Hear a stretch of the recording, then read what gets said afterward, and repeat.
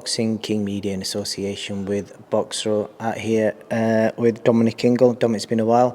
I see you've been out on a bike ride 6 a.m. this morning. Yeah, I did a bit of CV this morning. You know, it's the summer. We've had a bit of a heat wave over the last couple of days, so get out early while it's cool and get the kilometres in. So I went out with Gallagher this morning, burning some calories off and keeping fit and in shape. Whenever I start an interview with you, I like to get in about your diet and stuff. It looks like you've gone even trimmer. I think we was talking off camera. You got some sort of keto diet thing going off, or you got that coming in? Yeah, you know, a diet, keto, high-fat diet. We use that with fighters when they're really, really overweight, get the weight down. So you tend to use it with people really, you know, carrying a lot of body fat. But as an experiment, obviously I've got quite lean and don't really need to do it. But I've tried it on myself to see what effect it has on a leaner athlete. You know, so in preparation, if I do it with boxers who are lean, so that's what I'm experimenting with at the minute. And hopefully, maybe autumn, new year, I'm going to do a book on that, the keto diet, how to make it effective for high performance athletes. Sound. And I think the last few times we spoke, I've always mentioned, you know, your ebooks, and every time I speak to you, saying, no, you've had, you know, X amount of orders coming in. I'm right in saying it's in the 5 figures plus over the last 3 years. It's been out this Dominic INGLE's Real Food book. Yeah, it's been one of probably the best things I've ever done. It's been out 3 years, and the numbers it's done really have exceeded all expectations. It's into 5 figures now and still going strong. And every time I do an interview with you, it opens it up to another audience. So it's doing really well, and hopefully, when I bring the keto book out, it just as well. Sound, Dom, and I think it's key to let fans know, and I always do it as well for you. I'll put the link to your books on the bottom of this video. And am I right in saying, are you working on something big? Have you got some sort of numerous amounts of books coming out on, you know, how to live your life healthy, how to gain muscle, all aspects of training, diet? Have you got something in the pipeline? You know, I've got notebooks full of everything from, you know, when I actually first started getting into training when I was 11, the days back with Harold Graham, having to run with him all the way through to Kell Brook. There's been so many training regimes, diets, training philosophies that, you know, I've got notebooks full of stuff. What really needs condensing down, and people keep saying to me, you should write a book or, you know, do a biography or autobiography. But I think what I'm going to do a series of online stuff and do it that way so people can access it. It seems to be the way these days. Maybe some books as well. But yeah, it's a case of cataloguing it all together, putting it into various chapters and putting it out there for people to, you know, I get people all the time wanting to know about the circles, the footwork system. Can you teach me this? Can you teach me that? And with it being a patented system, somewhere down the line I might do a footwork video or book on the INGLE, you know, INGLE way and the INGLE footwork, as well as the other training methods. Definitely some exciting times ahead. Let's get to it. It's been a while since we spoke. There's been so much happening. So I've got a few key subjects I want to speak to you about today. The first one, possibly one of the biggest all British fights this year. Benn, Eubank Jr. Just tell me initially, when you first heard about the rumours of this fight happening, what was your initial thoughts and the initial reaction? Yeah, it's a good fight. You know, it's an interesting fight. There'll be a lot of people against it, but, you know, Benn's at that stage now where I think he's going to struggle really to get into, you know, fight for a world title. It seems like Eddie's just kind of got him on the brink and nobody's taking up the offers or they can't make the fight. So, you know, I always say is before you can go on to conquer the world, you want to be conquering the best in Britain. And, you know, I know it's different weight classes, but the interest is there because of the surnames, Benn, Eubank. We look to the fathers who put on terrific fights. And, you know, people say, well, it's not fair. One's a middleweight, super middle, one's a welterweight at best. But I know things have been put in place for hydration clauses and weight. You know, Eubank's going to come in at a low weight, maybe about 111.3 probably, which is what, 150, what we're saying. He's got to come in at 153, is it? Something like that, 156.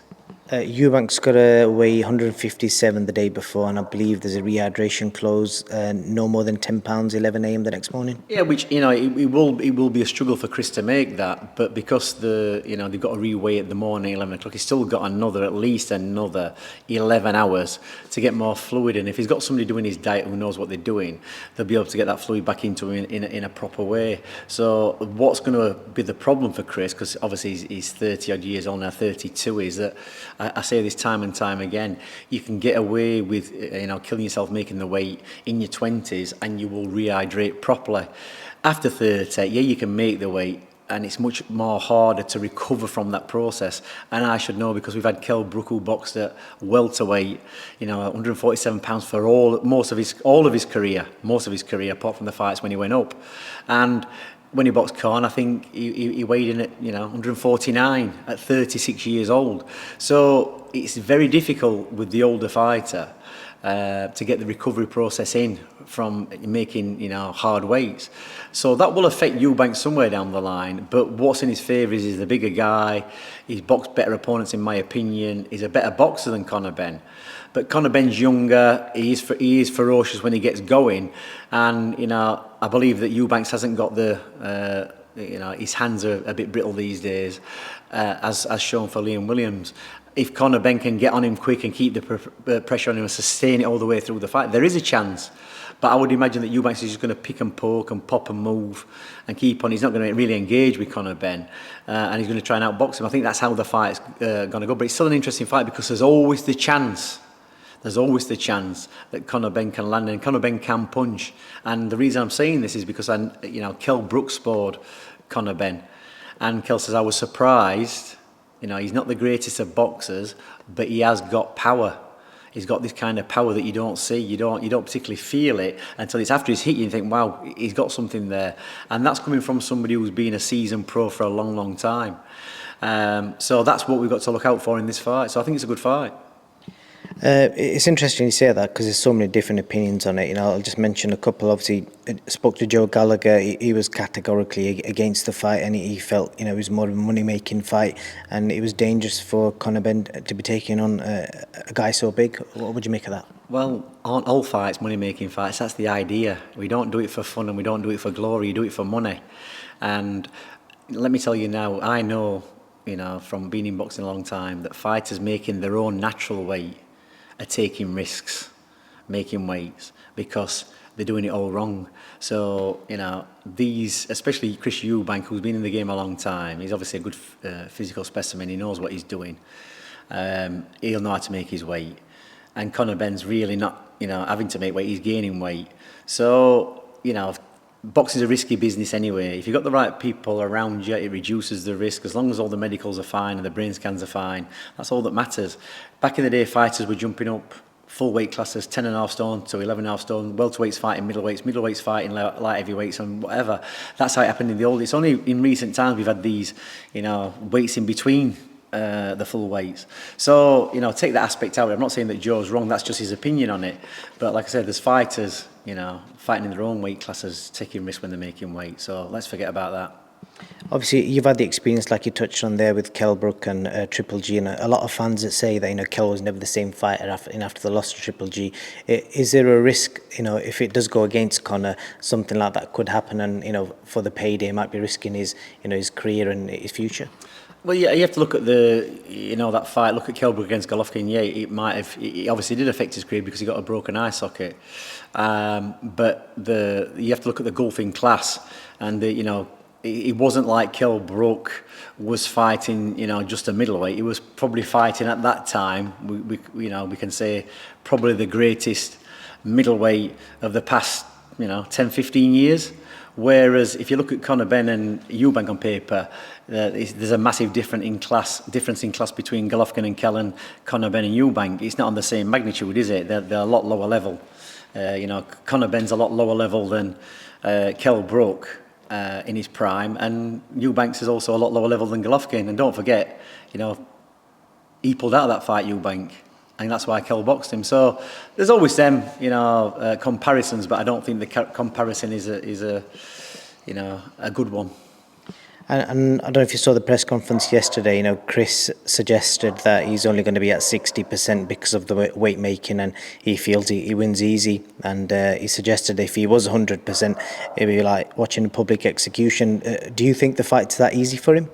Whether it's that easy for him, I don't think it is that easy for him now. But it's mind games all over again, and that's the way you have to play it with some people. You have to see which way you can get under the skin, which way you can draw them in. And Chris seems to be very good at that. He did it with Liam Williams. Keeps a very simple, smiley face, never looks vexed.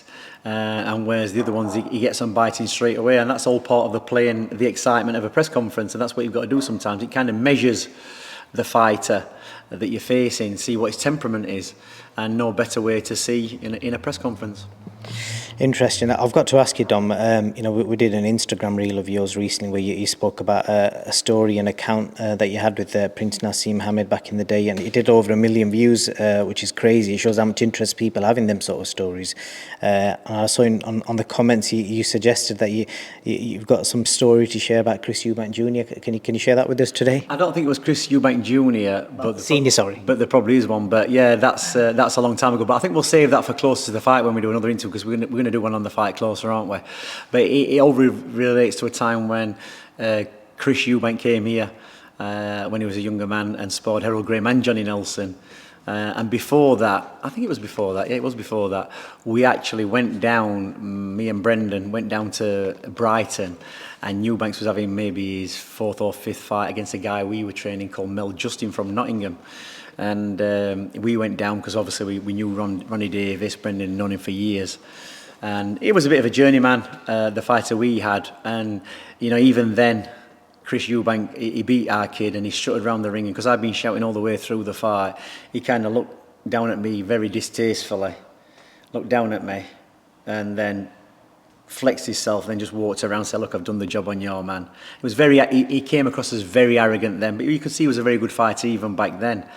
And after that, he came up to the gym to spar. And, you know, with Harold Graham and Johnny Nelson. So there's a story in that, but I think we'll save that to the next interview, I think. Interesting. We'll definitely hold you to that, Dom.